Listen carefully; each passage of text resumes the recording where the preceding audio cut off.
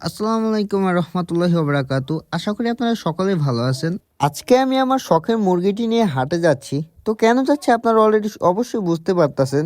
এই মুরগিটা আমি আমার নিজের আদরে বড় করছি, এটা আপনারা অলরেডি বুঝতেই পারতাছেন। তো এই মুরগিটি নিয়ে আমরা হাটে যাচ্ছি, তার সাথে সাথে আমরা কিছু কয়েল পাখিও নিয়ে যাচ্ছি। কিছুদিন আগে আমি কিছু কয়েল পাখি ক্রয় করছিলাম, ওখানে অনেকগুলো মেল কয়েল পাখি হয়েছে। তো মেল কয়েল পাখিগুলো রেখে আমার কোনো লাভ হবে না, কারণ অবশ্যই ওগুলোতে ডিম দেবে না।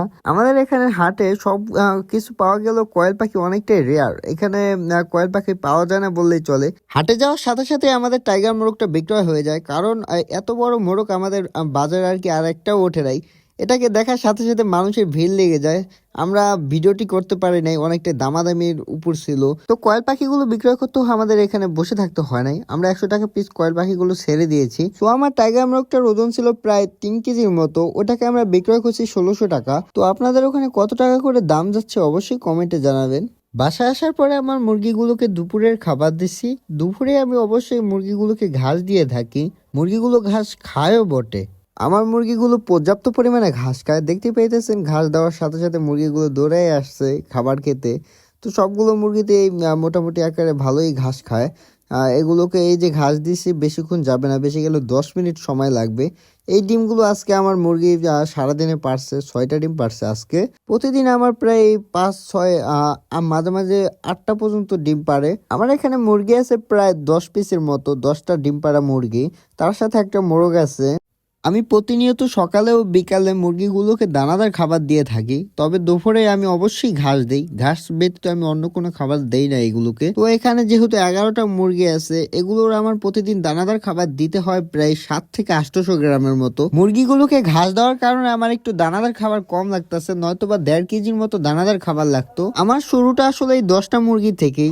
আস্তে আস্তে দেখতেই পারবেন, যদি ভবিষ্যতে আল্লাহ অনেক দূর পর্যন্ত আমাকে এগিয়ে রাখে, তো অনেকটা এগিয়ে যেতে পারবো। প্রতিনিয়ত আমার মুরগিগুলো 5 থেকে 6টা করে ডিম দিতেছে, তাতে আমার প্রায় মাসে অনেকগুলো ডিম হচ্ছে, এটা তো আপনারা বুঝতেই পারতেছেন। আমি সেই ডিমগুলো মুরগি দিয়ে কুচে বসাই না, কারণ মুরগি দিয়ে কুচে বসালে হয় কি, মুরগিগুলো অনেক দিন পরে আবার ডিম পাড়ে। তো এগুলোকে আমি কুচে না দেওয়ার কারণে অতি দ্রুত দ্রুত ডিম পাড়ে, 5 থেকে 10 দিন গ্যাপ দিয়ে আবারও ডিম পাড়া শুরু করে। তো আপনাদেরকে সময় করে আরেকদিন দেখাবো আমি ইনকিউবেটরে ডিম দিয়ে কিভাবে বাচ্চা ফুটাই। আমি প্রায় 50টি টাইগার মুরগির বাচ্চা আনছিলাম, তো এখানে অ্যাক্সিডেন্ট বশত এখন 60টার মতো বাচ্চা আছে। সবগুলো বাচ্চা বেজিতে মেরে ফেলছিল। আল্লাহর রহমতে বাচ্চাগুলো এখন সুস্থ আছে। এই 7-8টা বাচ্চার মাঝে মাত্র 4টা বাচ্চা আছে যেগুলোকে বেজিতে স্পর্শ করতে পারে নাই, তবে কিছু কিছু বাচ্চাকে বেজিতে কামড়ালেও সেখান থেকে 3-4টা বাচ্চা বেঁচে গিয়েছে, একটু কম আহত হওয়ার কারণে। তো আল্লাহর কাছে আমার এটাই চাওয়া, আল্লাহ বাচ্চাগুলোকে সুস্থ রাখুক। তারা অনেকটাই জীবনের সাথে সংগ্রাম করে বেঁচে রয়েছে।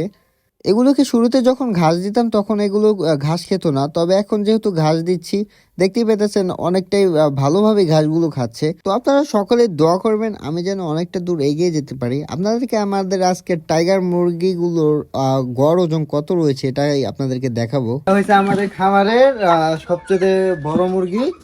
এটার ওজন আছে প্রায় 800, 1 কেজি 800 গ্রাম। বড় দেখা এটা হাতে পড়লো, তাই আমরা মাপলাম আর কি। এটারে দেখতে পেয়েছেন 1 কেজি 800 গ্রাম হয়েছে।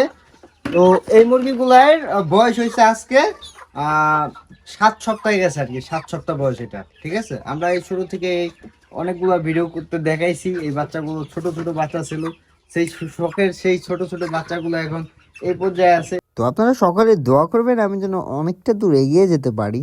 তো যদি ভিডিওটি ভালো লেগে থাকে তাহলে অবশ্যই লাইক করবেন, কমেন্ট করবেন। আর কোথা থেকে আপনাদের এই শখের মুরগিগুলোর ভিডিওগুলো দেখতেছেন অবশ্যই কিন্তু আপনারা কমেন্টে জানাবেন। খোদা হাফেজ।